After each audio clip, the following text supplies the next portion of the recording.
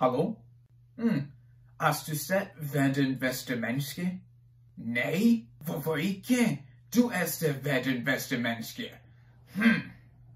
What is up, everybody? RandomRandomMan here. I hope everyone out there is continuing to stay safe and be well during this unpredictable time. And as some recent real-life events have shown, the state of the world right now, I think, needs to go back to sweetness and decency, as Audrey Hepburn's Princess Anne once said in Roman Holiday. But in any sense, to keep the positivity up, that is not why you are watching this video. You are watching this video for me to bring you my review for The Worst Person in the World.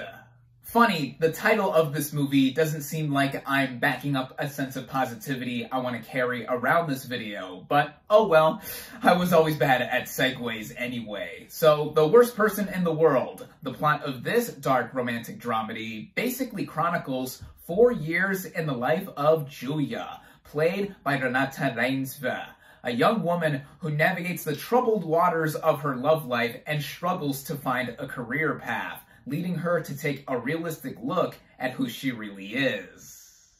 Going into this movie, I was definitely looking forward to seeing it. This film premiered last year at the Cannes Film Festival, where it got a bunch of critical acclaim, competed for the Palme d'Or, and even won Best Actress for Renata Reinsve, which increased my interest for it even more. Then it has been going around the festival circuit. It's also been nominated for a bunch of awards, most notably a lot of international/foreign film categories, and more recently, it has been nominated for 2 Academy Awards, Best International Feature Film and Best Original Screenplay. Now, it was announced a while back into last year that this film would not get an official US release until February of 2022, which, as I'm recording this video, we are at the tail end of. So it has now been set upon us in this country, and luckily for me, I was able to head out and see this thing in theaters where it is only currently available, and my local chain picked it up, so it was a no-brainer.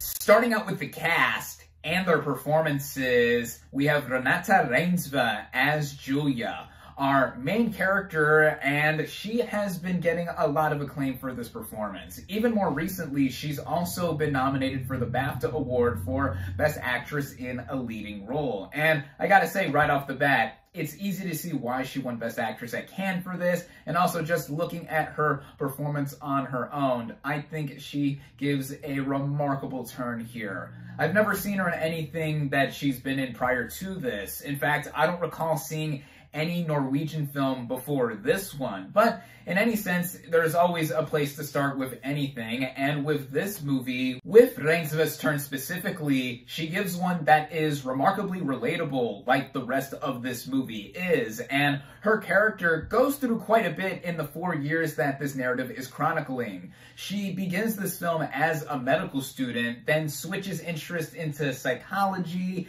then to photography. She's in that phase of her life within her late 20s, and even turns 30 at one point in the film. And so that is something that I think anyone can latch onto, with the fear or anxiety of not feeling like you've fulfilled your potential by a certain age, or just not knowing where your life is going at any rate. And then there's also the 2 main relationships that she has in this film romantically, and all of that, I think, gives a lot of layers and complexity. Speaking of those 2 romantic relationships, the 2 main males in this film are Anders Danielsen Lee as Axel and Herbert Nordrum as Einvid, the respective boyfriends that Reinsve's Julia is involved with in this film at various points. And with both of them, I think they do just as great of a job as Reinsve here. And they have quite a contrast into how they're characterized, and Julia is with them,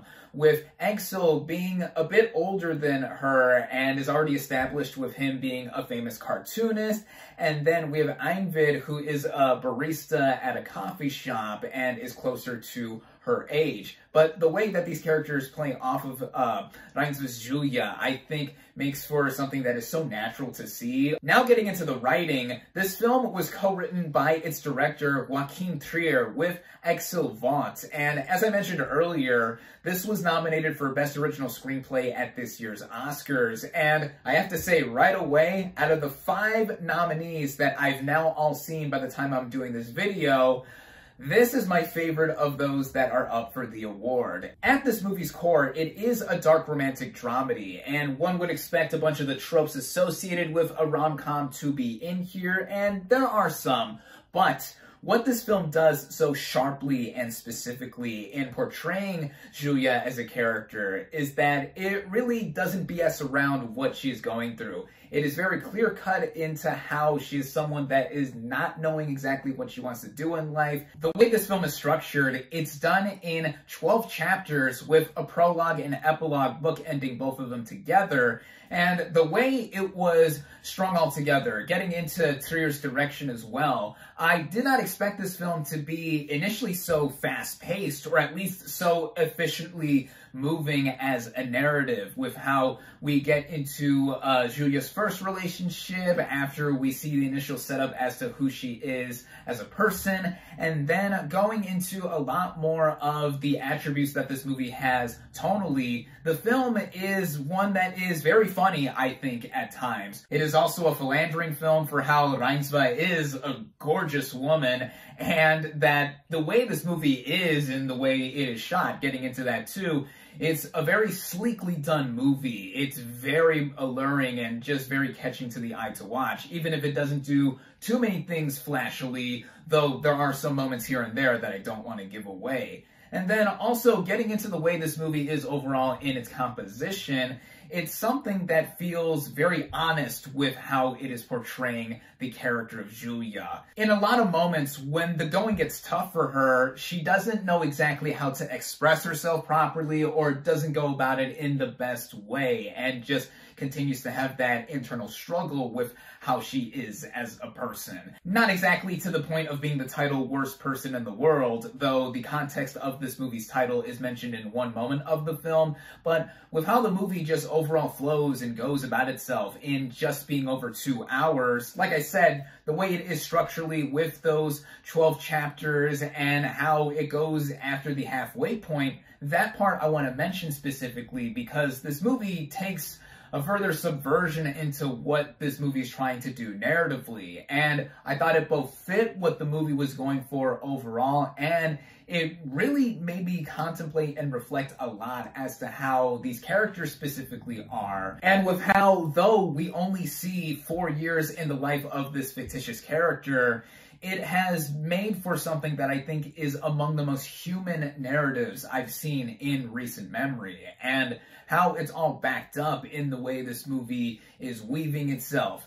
And even how there's the one moment that I think that will become the most famous moment of this movie. It's been used all over the marketing material, the poster for this film, and the thumbnail that I've used for this video. It's a moment where time is seemingly standing still for Julia, and she's running around, and she's basically caught in this moment of euphoria. It is that moment that I would say is representative of life in many ways, because there are moments of pure bliss or pure wonder that we would see in it. But when we look at life overall, even if your life is different from other people's, there is a sense to how there is a further sense of discovery or longing, like the main character has here. There's a lot that goes into this, despite seeming like it is a film that would just go for being a rom-com that would be typical, and it's not. It is more than that and then some, and it's safe to say that I loved it.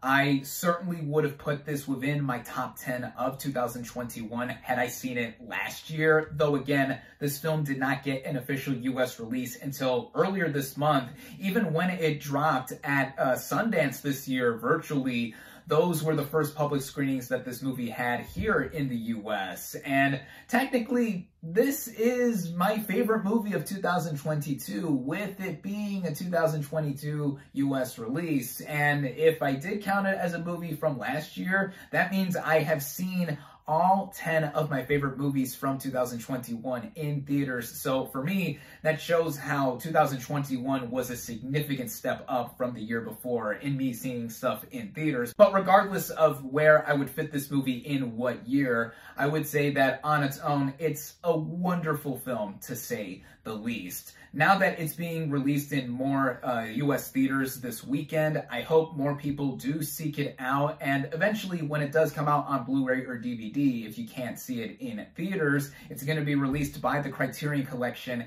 and you bet I'm going to pick up that Blu-ray right as it drops. Once again, I loved The Worst Person in the World. I highly recommend it. My final verdict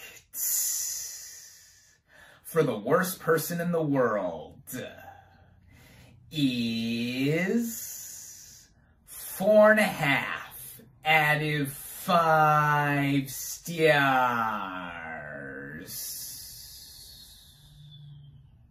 Thank you all, as always, for watching. Be sure to like this video, comment on what you thought of The Worst Person in the World. Social media links in the description. Subscribe to my channel for more, and I'll catch you on the next movie review.